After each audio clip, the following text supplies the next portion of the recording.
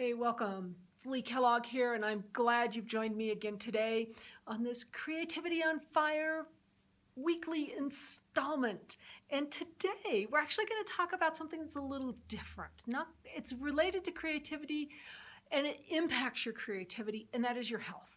I've been doing some research because I do bioidentical hormone replacement therapy, and I've been talking to some other women about it and about how, at least for me, it was very life-changing. And for some women, they're just like, oh my God, I got brain fog.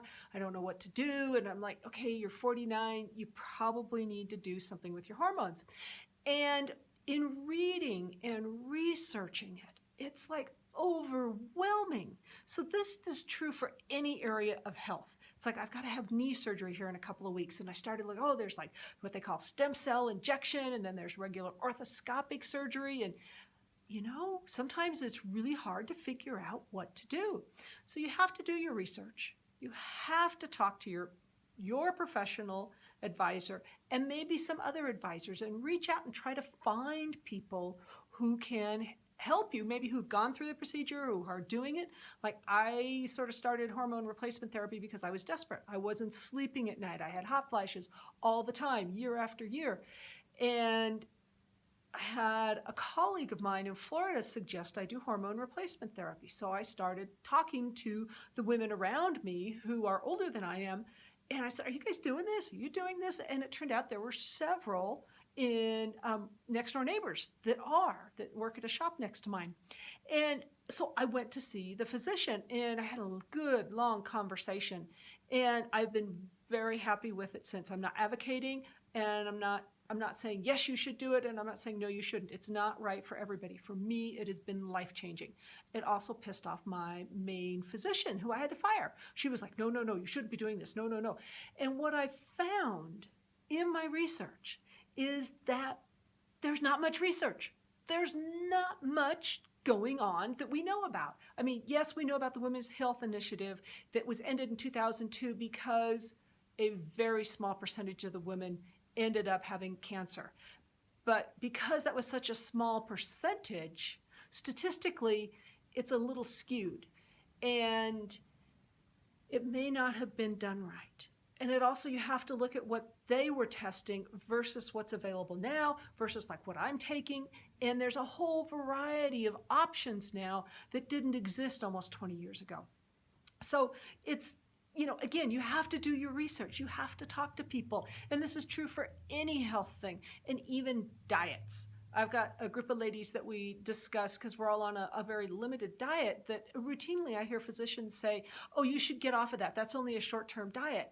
And I'm like, no. I've been on this diet for 30 years. I'm not getting off of it because of the pain associated with eating foods that I don't digest. And it's always interesting. So you have to do your research. That's my primary thing today. Do your research, get your health in line. There's a new thing called SIBO, which is small intestine bacterial overgrowth, that, who knows, it may be like the one thing. We're starting to learn all about our gut biome and our gut health and how important it is. And the reason it's important, and it's vitally important to your creativity and your thinking power and all of that, because there's the vagus nerve that runs between your gut and your brain.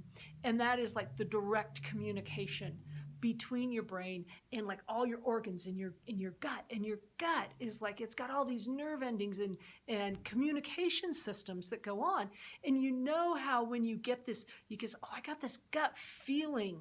And you're like, what does that mean? What does that really mean? It means you're feeling it in your gut.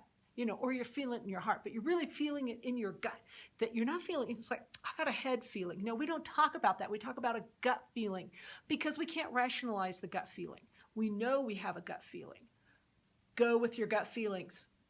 Hands down, go with your gut feelings. You can't rationalize them. You can't think about them. They're actually what I call that little voice that talks to you, the little quiet voice that lives in your gut and lives in your heart and tells you actually what you really should be doing versus the loud, egotistical voice in your head that's like, listen to me, I'm right, even though it's probably wrong. Or I want this and you're going to do this so I can have it. And it's like, no. That inner roommate, the ego, I like to call him the inner roommate, that came from Michael Singer's, I think, The Untethered Soul. Anyway, listen to your gut. If your gut is saying, I'm not happy with the food you're putting in me, then change the foods you're putting in it. If your gut is saying, I can't sleep at night, something's wrong, listen to it and be willing, this is key, to change your healthcare provider if you need to. If you are unhappy or not quite satisfied with the answers that you're getting from your healthcare provider, find a different one.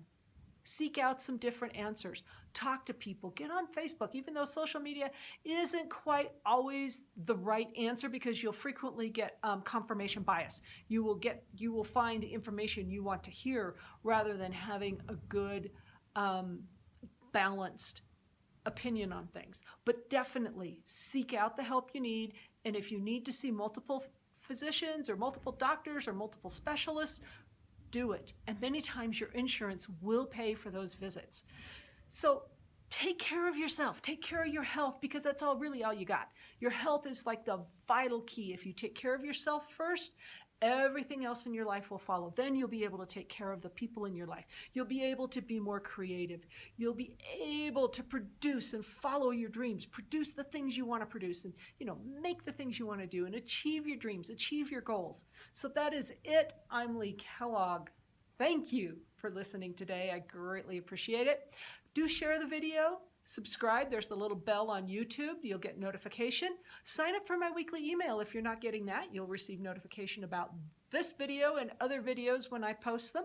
And among other things, you never know what I'll produce. And you can reach me, lee@leekellogg.com. My website's right below also.